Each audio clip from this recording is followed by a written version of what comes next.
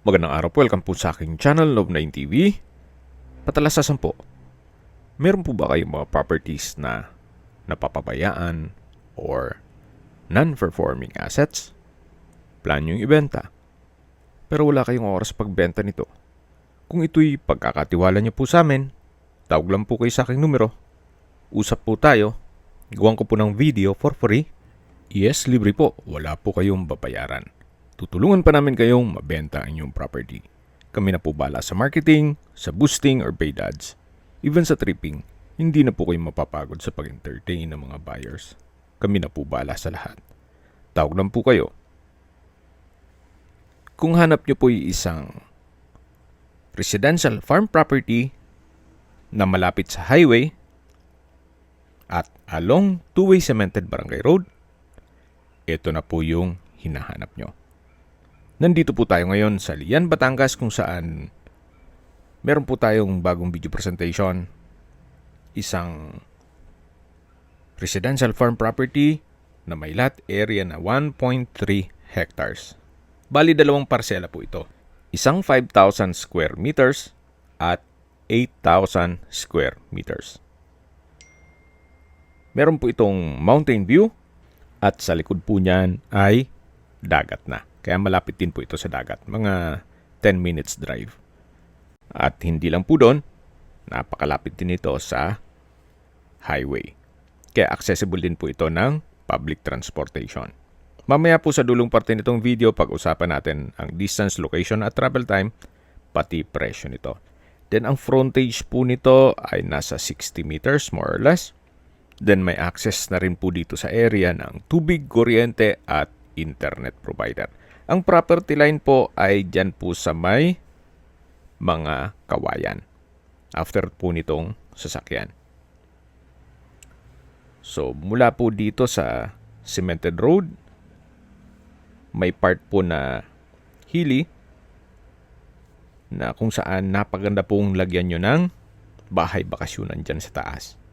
Yung mga tipong ganito po ang disenyo. Napakaganda po, napakaliwalas ng kapaligiran, sariwang hangin, at sa klima naman po, banayad lang, hindi naman siya ganun kainit, at hindi naman ganun kalamig. So, ang property line po ay hanggang sa dulo. Ito pong side na to ay kasama pa po yan. Yan po'y ilat o dry creek. Nagkakatubig lang yan pag umuulan. Isa na po ito sa mga magandang property na vlog ko na kung saan ang mga farm lots kasi usually ay nasa liblib na lugar o mga looban na, pero ito po'y along Barangay Road at 230 meters away from the highway or walking distance lang po. Ganun po siya kaganda at 90% ng lupa ay patag po. Then kung sakali man po na naliliitan kayo dito sa 1.3 hectares,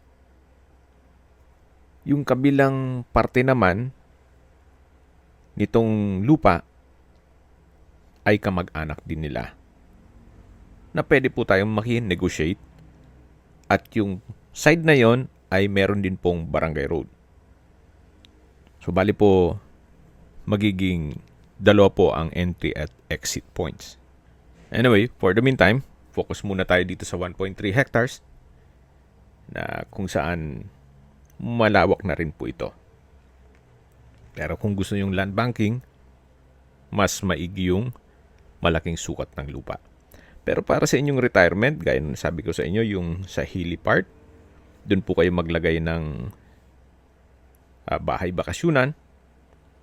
Then yung property line po ay hanggang dyan sa may mga tubo. May line naman dyan. Then ito pong bahay na yan ay iba na rin po ang nagmamayari. At kung sakali man po na hanap nyo po ay mas maliit na sukat ng lupa, halos katabi lang po nito yung na-vlog ko na 1,000 square meters small cut na farm lots. Pero syempre, iba po ang presyo pag maliit na sukat na lupa dito sa mga ekta-ektarya na. Nasa dulong parte na po tayo ng property kung saan matatanong natin yung sakyan. Dun po yung cemented barangay road. Then dito naman yung hilly part. Hindi po nakakasawang pagmasdan itong property nito. Tunghayin niyo po ulit, napakaganda, napakaaliwalas. Very relaxing po itong lugar na to. Okay, sa distance, location at travel time portion na po tayo.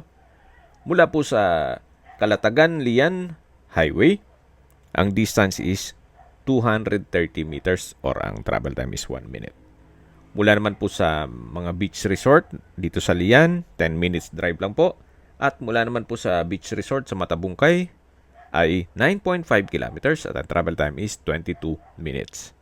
Mula naman po sa Calatagan Beach Resorts, ang distance is 17 kilometers at ang travel time is 27 minutes. Mula naman po sa Lian Public Market, ang distance is 8 kilometers at ang travel time is 14 minutes. Mula naman po sa Jabez Medical Center, ang distance is 15 kilometers at ang travel time is 26 minutes. At yan po yung lagi kong binabanggit sa inyo na dapat nyo i-consider sa paghanap ng property, yung meron pong malapit na hospital. Hindi ko naman po sinasabing sakitin kayo. Yan naman po for emergency purpose lang naman. At mula naman po sa Tagaytay, ang distance is 47 kilometers at ang travel time is 1 hour and 30 minutes. Kung manggagaling naman po sa Manila o sa airport, ang distance is 98 kilometers at ang travel time is 3 hours. Okay, sa mga nag-skip po ng video, summarize ko lang po. Ito pong property ay nasa Lian, Batangas. May lot area po ito na 1.3 hectares at along cemented barangay road. May access na rin po dito ng tubig, kuryente at internet provider.